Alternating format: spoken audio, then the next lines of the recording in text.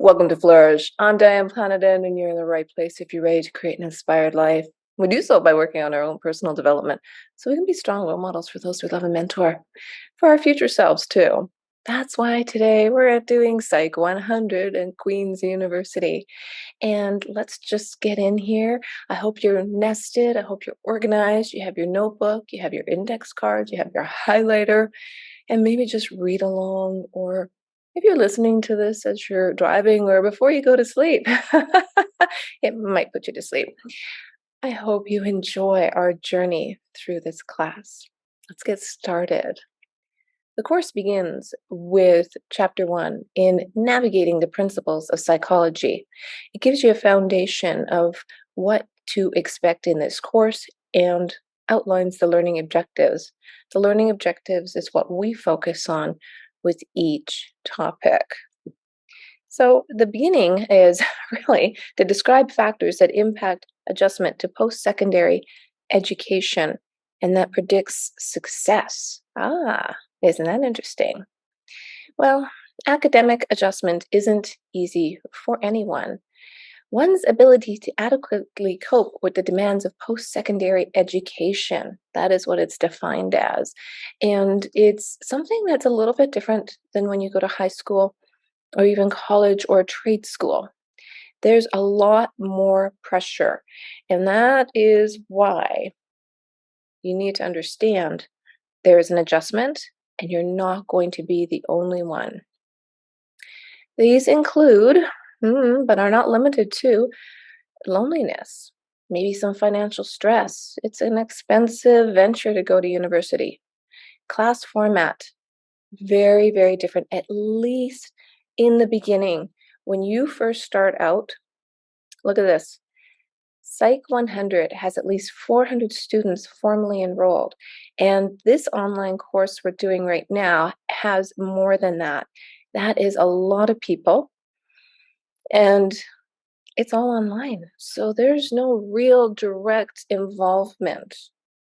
We have to help each other. And that's why I wanted to do this online. Freedom. Well, yeah, you have a lot more freedom, especially if you're doing it online because you set your schedule. And that's why last week I talked about setting up your nest, setting yourself up for success, finding what works for you. If you need to wear a lucky watch, if you need to put on a thinking cap, if you only can think while you're walking or while you're standing up, you have to find what works for you in your nest. Another thing they mention in the course is the social opportunities. Well, if you're on campus, it's a lot different vibe than when you're online. But if you integrate yourself into the course, participate in the discussion boards, participate in comments in this video, you get a bigger connection and you get your mind going and your thoughts going, and you understand you're not alone, because personal and emotional problems, that's normal. Our brains are still developing. At least, they're just kind of on craziness at least till age 25, but we never stop learning. So, in order to be successful from a developmental portion, the course says you have to develop your personal values, beliefs, and goals, as well as intimate, trusting relationships.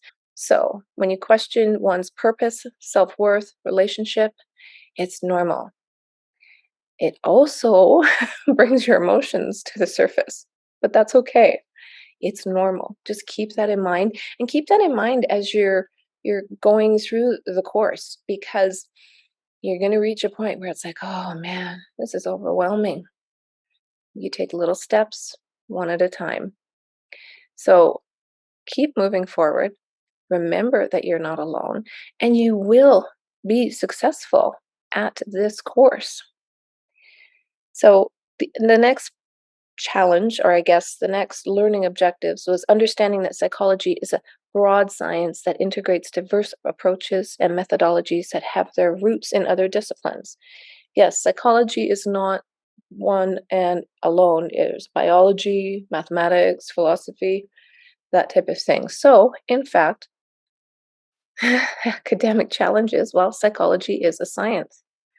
And it says here that the most common source of academic difficulties in principles of psychology stems from a fundamental misunderstanding of what psychology is. So it's far more encompassing. I have to be honest, when I signed up for this course, I thought it was mostly about, you know, personality. That's what we're taught in high school. There's psychology and then there's social psychology, and that's as far as it ever went. But it's far more encompassing.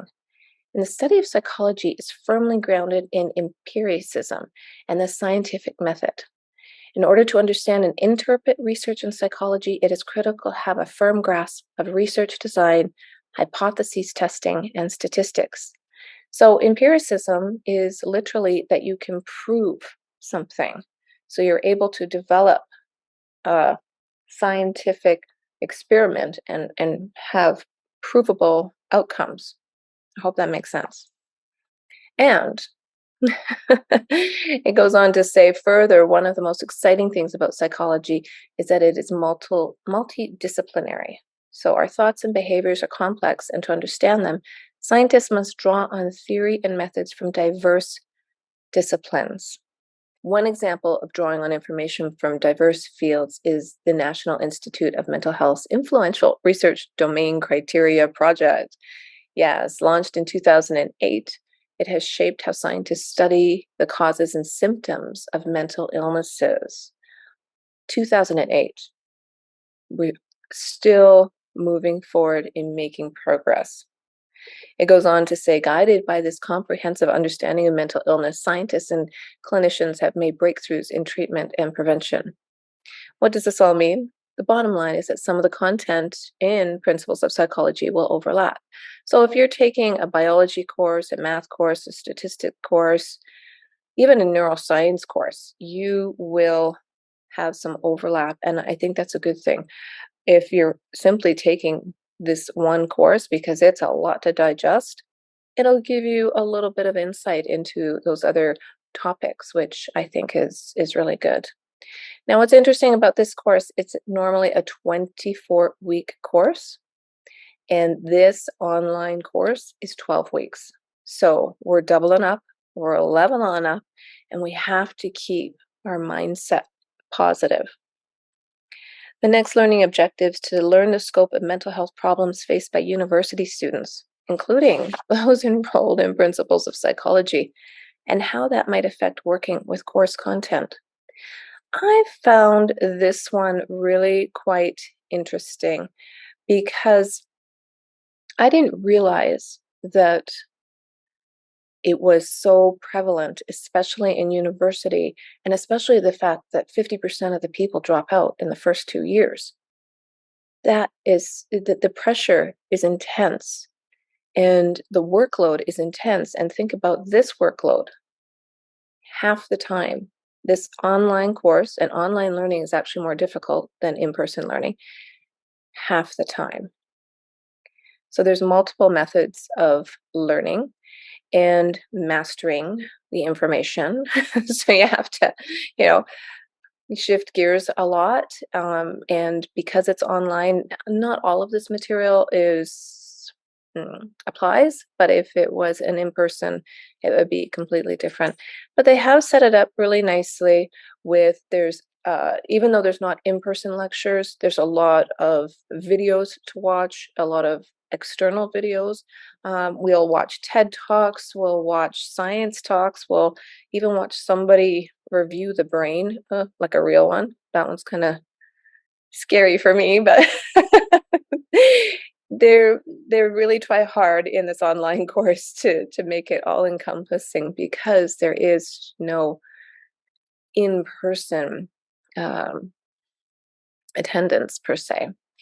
So where does the part where how it affects the university student? Well, it's different trigger warnings, emotional challenges.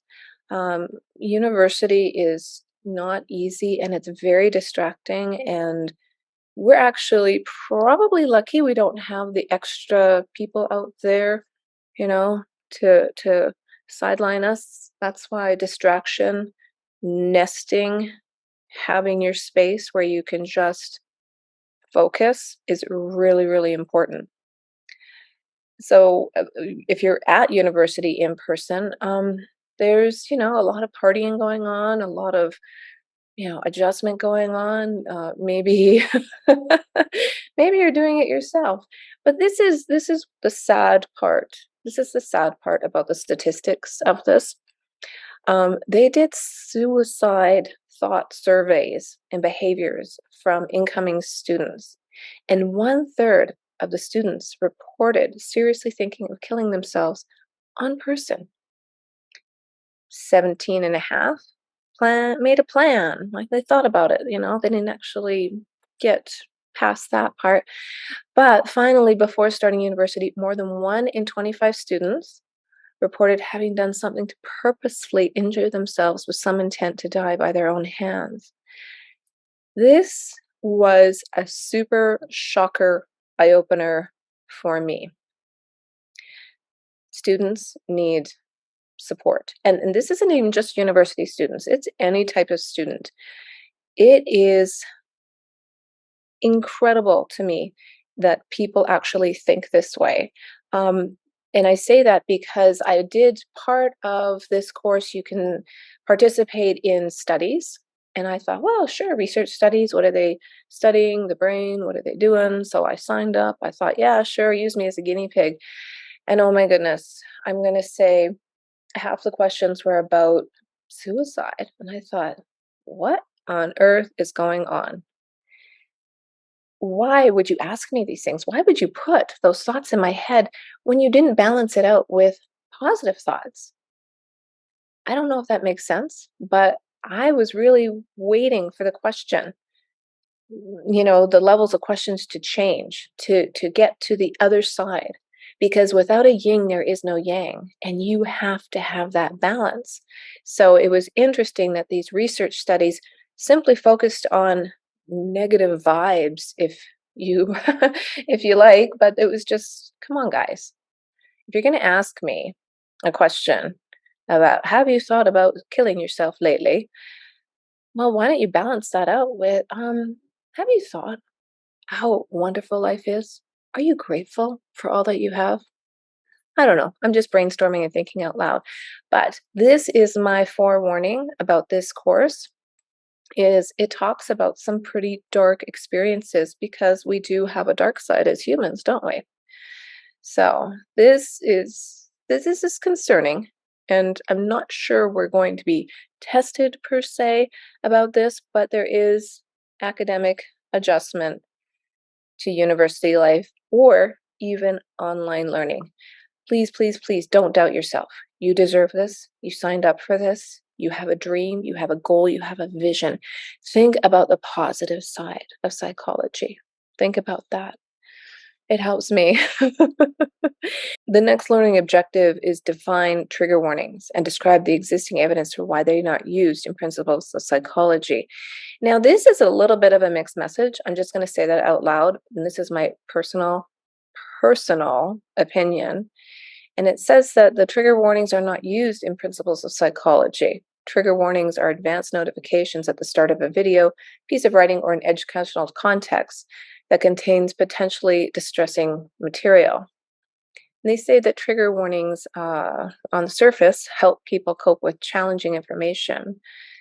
But they say that their primary reason for not using trigger warnings is a lack of scientific evidence that they do what they're supposed to. If trigger warnings protected students from discomfort or distress, using them might have benefits that outweigh their psychological costs.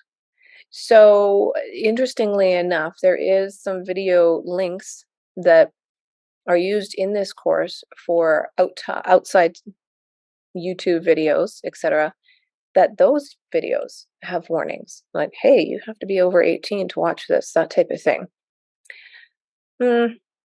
So in order to look ahead at the syllabus, see where you are going, if you think it's going to be potentially upsetting, then read ahead and know that if you want to talk to someone about it, there's lots of resources at the university, and that's nice. That's important. But again, if you can just take a step back and not dig into the Kool-Aid so much, it might help. It might make a difference. The next learning objective is to understand and use, where appropriate, strategies to overcome the academic challenges that this course may present. And really, it's all about self-care, taking care of yourself, coping, you know, hygiene, managing your own wellness, trust yourself. And it's funny here. True self care is not salt baths and chocolate cake. It is making the choice to build a life you don't need to regularly escape from. Brianna Weiss, yes. That's where people start using, sedatives or drinking too much to just kind of numb out the pain, and creating a life that you don't need to escape from. That's true self care. And it goes on to say that one of the things that makes self care tricky is that there are many different areas. If you're spending all your time and energy on your physical health and school, you may find you're not getting enough social time. Similarly, if you're staying up really late every night of the week to spend time with friends, the exhaustion's going to catch up with you. Yes, so it's all about making choices and understanding the consequences. And when you're young, oh man, you can probably run a marathon and not think about it twice.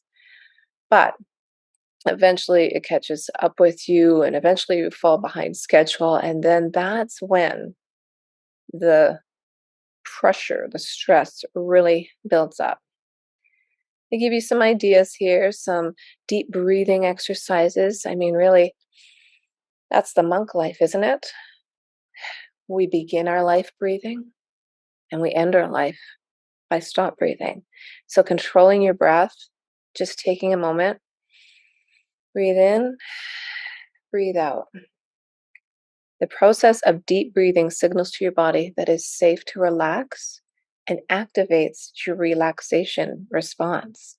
I do like that one. The next is progressive muscle relaxation.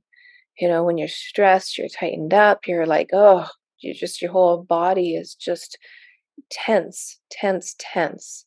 You have to relax your muscle group. And this relaxing of our tension sends feedback to our brain that we are feeling calm and relaxed. You know what I do? I'm just going to say this out loud. It's a little fun fact, is I have a rebounder.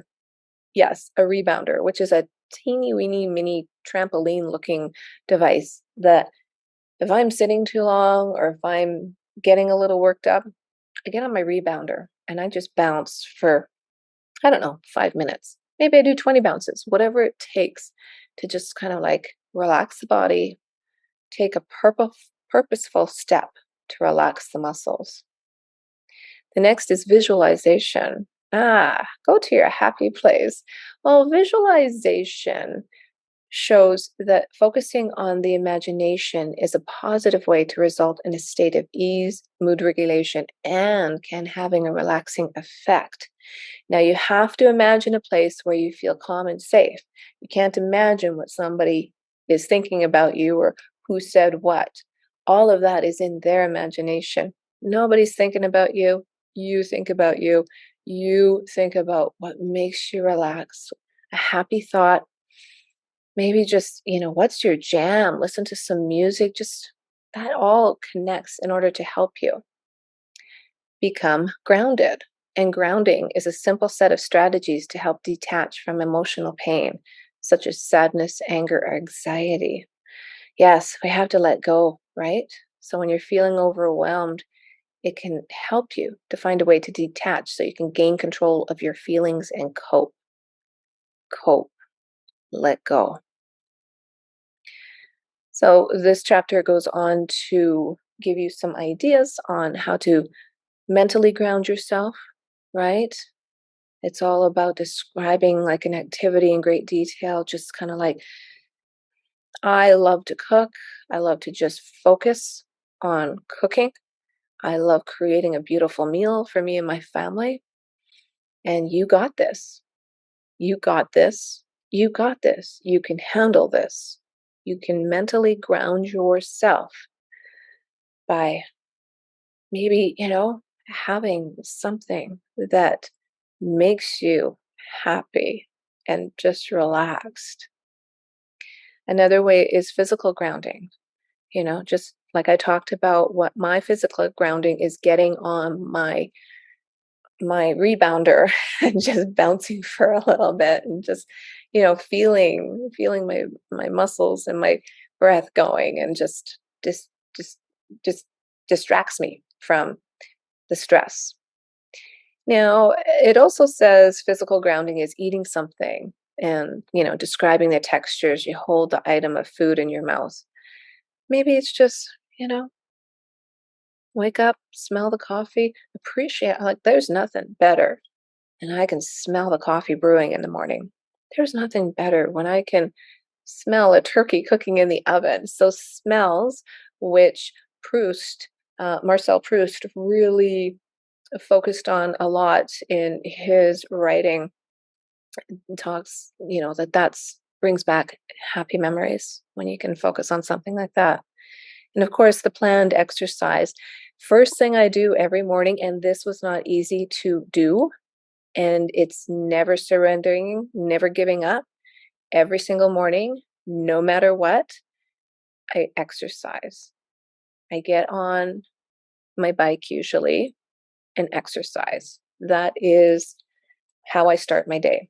It took a long time to get to that point, but now it's like I get out of bed and I'm like a robot. I exercise. You can build that up. I actually did a whole episode on that, on how I built up my exercise routine.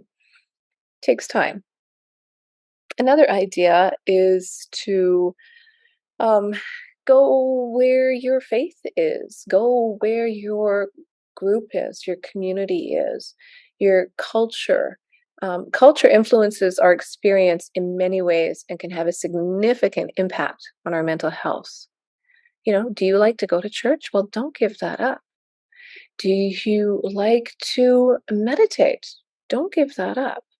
You need to just, keep going. And culture is what makes us unique. Culture is what makes you who you are. It's embedded in you. So don't give that up. And the next, we had kind of talked about this, was healthy eating, maintaining a healthy, balanced diet. So, so important. And you know what I do is I prepare, this is my Sunday night regime. I prepare food for the following week. I slice up my veggies, I wash my fruit, I make a few meals ahead of time that if I'm running late, I can just heat them and eat them, and that type of thing. So I do some meal planning, not completely like in detail, but just if I can cut up the veggies, like have some celery, some broccoli, some cauliflower, some carrots, some zucchini, some hard vegetables that I can just have them mixed up and then add them to my salad or have them as a snack later. It's so much easier, and it makes eating healthy a lot easier. And nowadays in the grocery store, they have a lot of pre-cut food. It's kind of more expensive because somebody else has done the chopping for you. But, don't worry, you're not going to run out of food. You will be able to eat.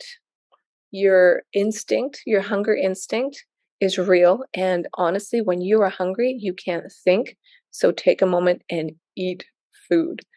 When I first moved out of my house, from my parents' house, my food budget was quite sparse, but I got creative, and when I couldn't afford to buy chicken or a protein, eggs are a great protein. I love eggs, but you have to fit what your diet works for. I literally made a sandwich out of mustard and mayonnaise and pretended I had a chicken sandwich. So I don't know. There's probably a psychology behind that, but I didn't go hungry, and you won't. So don't worry about it. You have to find some snack food that's healthy. You have to read the label and use it for you. So these different strategies that they've given us here in chapter 1 are all about setting the foundation, and using the resources at the university. And even if you're taking this online, there's phone numbers you can call. There's actually a student center that I've actually utilized before and just had somebody look at my work, give me some feedback. It's free. You have to book it, but it's free. They give you links on different websites and 800 numbers, etc. There's some links here too for resources for time management. You have to do what works for you. I'm a paper person. It helps me with my cognitive development as well. I might have a list on my phone with reminders, but it's not coursework. It's not anything, to do with electronics because I have enough screen time. I don't want any more screen time. But they do talk about, if that's your jam, then there's links. And I did try one link. It's called Anki, Create Your Own Cue Cards to Help Studying. It didn't work for me. I'm just going to say that out loud. Because then again, I had to do screen time again. So I have paper cards, and that works for me because I'm writing it down and I'm doing a lot of repetition. Repetition works for me, and I'm being healthy, and I'm keeping my brain happy. And I read not too long ago that glutamate, which is in tomato juice, it's a natural substance in tomato juice, actually helps in learning. Now, I'm not a scientist, I'm not a psychologist, I'm not a doctor, I'm just a human that read this, and I'm trying it out on myself because I like to experiment on when I hear these different things. So whatever helps you the best, that's what you have to work with. And there you have it. That is it. Now, I will point out at the end of each chapter, there is reference material that they go over where they got the papers that they referenced in the big picture. It's a lot of information. But as the course goes on, and I'm going to do bonus episodes, I guess you want to call them, on the definitions, because I'm going to record these definitions and I'm going to listen to these definitions, maybe when I'm out going for a walk, maybe when before I go to sleep, just because the terminology, it's like learning a new language. So hopefully that that helps out.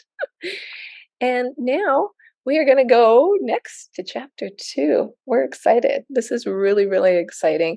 And make sure you hit that subscribe button. You don't want to miss the next chapter. I'm Diane Planidin, and you are worthy. You got this, and you deserve to live an inspired life.